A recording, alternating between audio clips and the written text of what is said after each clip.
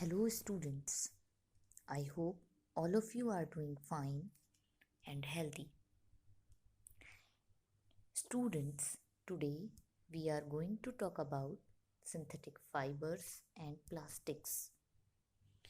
Now, let us take a look what exactly we are supposed to do.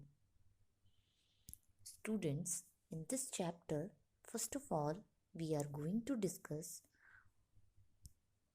what are synthetic fibers, types of synthetic fibers, characteristics or properties of synthetic fibers, and plastic, applications of plastics, characteristics of plastics, plastic and environment. Now students, first of all, we should know what are synthetic fibers. The fibers that are made by human beings, those which are not natural, they are made by us in laboratory using chemicals present in the laboratory. Synthetic fibers are not natural. We have to create them. Now, see this diagram. You can see here one necklace. Synthetic fiber is pretty much like this.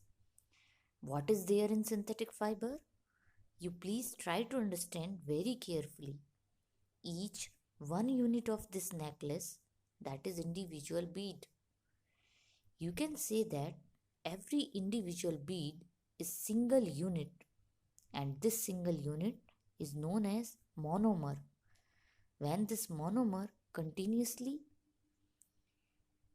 repeats again and again, then it forms like a chain, that is known as polymer. So basically all the synthetic fibers that you get are the polymers. Now coming to the types of synthetic fibers. There are many artificial manufactured fibers, but the main ones among them are rayon, nylon, polyester and acrylic. Now, first we discuss about rayon. Rayon is also known as artificial silk because of its close resemblance to silk, but it is cheaper than silk. Although this is man-made synthetic fiber, but it is obtained from some natural resource and it is prepared from wood pulp. When wood pulp is mixed with chemicals, then it forms rayon. It is used in carpet cloths. It can be easily dyed in different colors.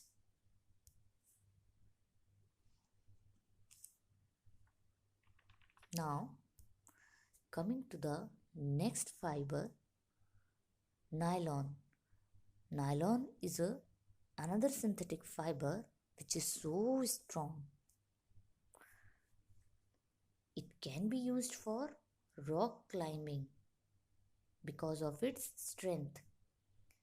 In fact, nylon fiber is stronger than steel wire. It was made without using any natural raw material. It is prepared from coal, water and air. Cloths from nylon are very strong, elastic and light, lustrous and easy to wash. Firstly, nylon was used in making bristle of toothbrush commercially. After that, it was used for making fabrics. Nylon is used for making clothes, ropes, socks, curtains, sleeping bags, parachutes, etc. Nylon fiber is very useful.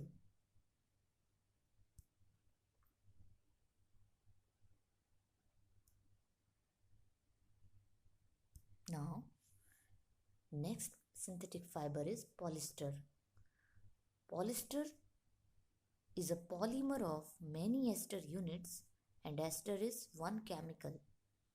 It can be drawn into very fine fibers. Main characteristics of polyester are it does not get wrinkled easily. It is very durable, resistant to most chemicals. It does not absorb water, so it is used in rain wears.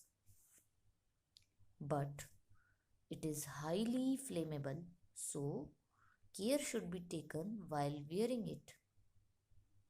And since polyester is very durable, so it is used for making bottles, wires, and many other useful products. And students, one more thing here I want to discuss with you, that blending fibers. Students, we use the word blended for things that are made from a combination of two or more substances. By mixing different kinds of fibers, a new fabric with unique properties can be created. Such fabrics are called blended fabrics. Terracotta is made by mixing of two types of fibers, terylene and cotton. It is used for making dress materials. And terylene and wool blend is known as terrywool. It can be used as substitute for costly woolen clothes.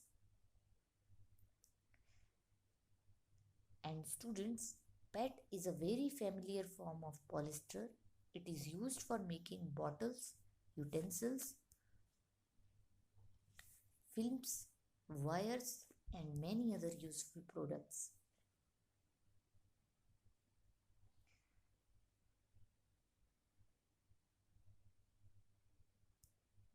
Now, moving to next synthetic fiber, which is acrylic. Acrylic is man-made or synthetic fiber. Acrylic resembles wool. It is also called as artificial wool, and the wool obtained from natural sources is quite expensive, whereas clothes made from acrylic are relatively cheap. They are available in variety of colors, and acrylic is used in making sweaters, blanket, and other many clothes.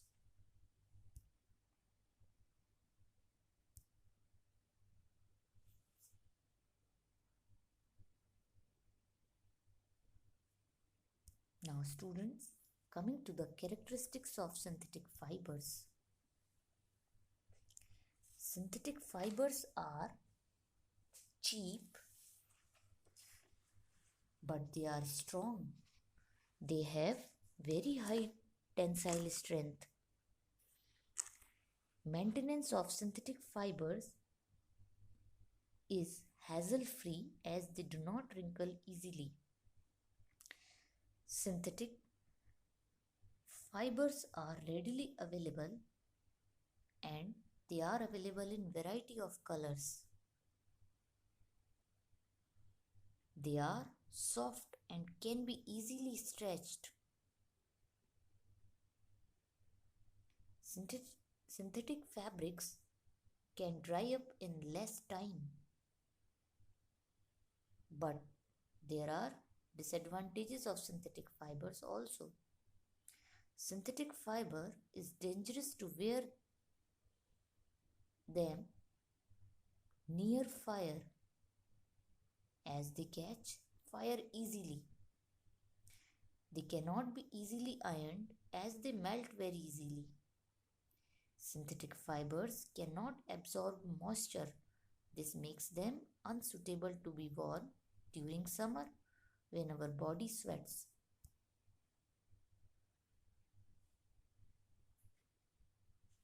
Now, students, coming to the next section of this chapter, plastics. Plastic is also a polymer like the synthetic fibers. Plastic that's a kind of synthetic polymer that can be molded or shaped in any form. And this property of plastic that allows it to be molded into different forms is known as plasticity. All plastics do not have the same arrangement of units. As they are polymer, they have units. In some, these units are arranged in a linear manner, whereas in others, they are arranged in a cross-linked arrangements.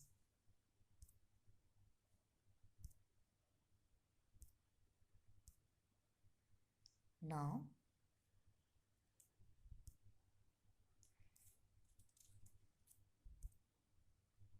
applications of plastics. Plastic is easily moldable in all types of possible shapes. They can be recycled, colored, reused, rolled into sheets or made into wires. Plastics are using in making toys, suitcase, bags, cabinets, brush, chairs, tables and many other countless items. Students, you have seen many items at your home which are made up of plastics and you use them daily.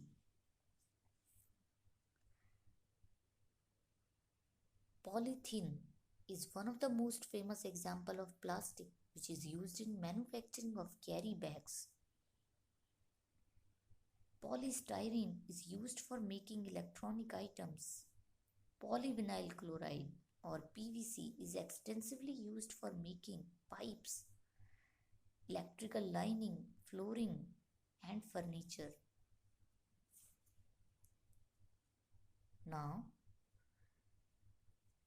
coming to the classification of plastics. Plastics can be broadly classified as thermoplastics and thermosetting plastics based on how they react to heat. Thermoplastics. These plastics get easily bent or deform on heating are known as thermoplastics. Examples of thermoplastics are polythene and PVC. These are used for manufacturing toys, combs, and various types of containers.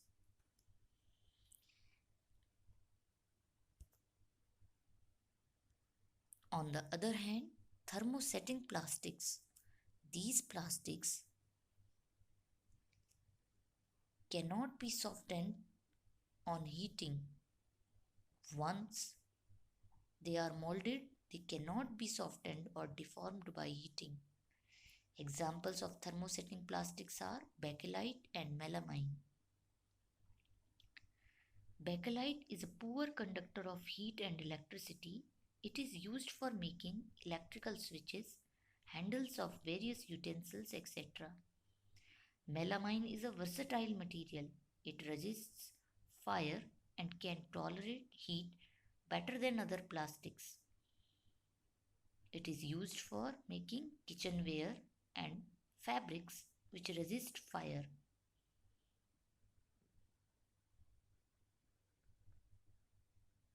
Now, moving to characteristics of plastics, and I have divided these characteristics into two aspects. Positive aspects.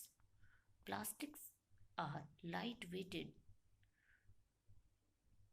Plastic is durable. Plastic is available at lower price. Plastic is non-reactive. That is, when they are used to store various kinds of materials, including many chemicals, They are not corroded easily because they do not react with water and air. Now, coming to negative aspects. Students, plastics causes pollution because it is non-biodegradable. And I think I make you understand what is the meaning of non-biodegradable. If a substance cannot be decomposed by natural process, then it is non-biodegradable. And plastic is a non-biodegradable substance. That is, plastic takes several years to decompose. It is not environment friendly. It causes environment pollution. Besides, the burning process of the synthetic material, and plastic is a kind of synthetic material, it is burning process of plastic is quite slow and it does not get completely burnt easily. In the process, it releases lots of poisonous fumes into the atmosphere, causing air pollution.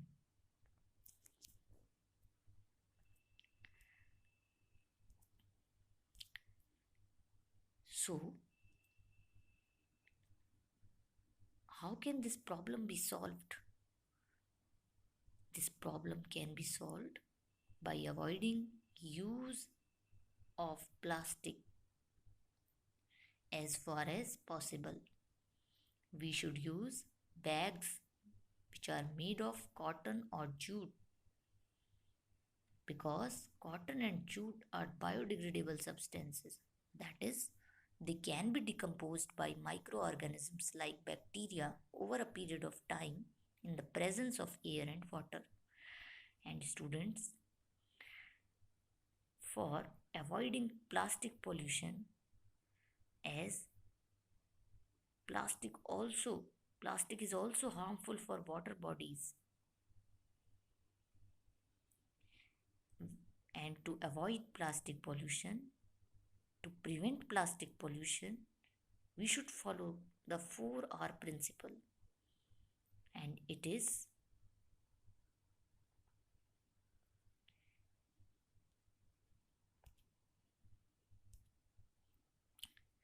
recover, reduce, reuse, and recycle. Now, students, with this, we complete this chapter, Synthetic Fibers and Plastics. I hope you all understood the chapter, and by now you will develop habits which are eco-friendly.